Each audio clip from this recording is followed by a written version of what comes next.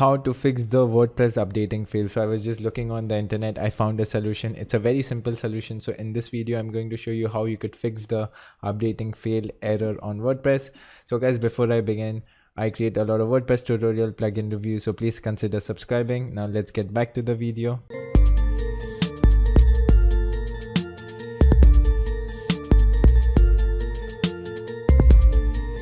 So guys, as you could see over here, this is my WordPress dashboard. So let's say I'm going to update it again.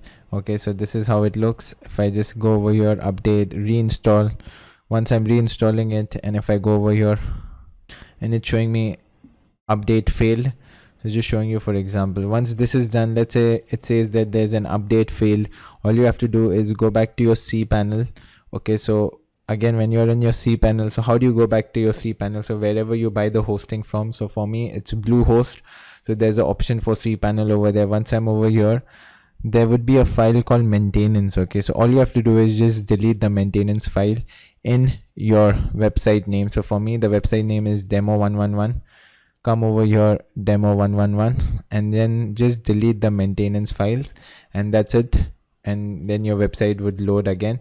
And that's it for today's video, guys. And if you would like to learn more about how to generate more traffic to your WordPress website, I've created a free course.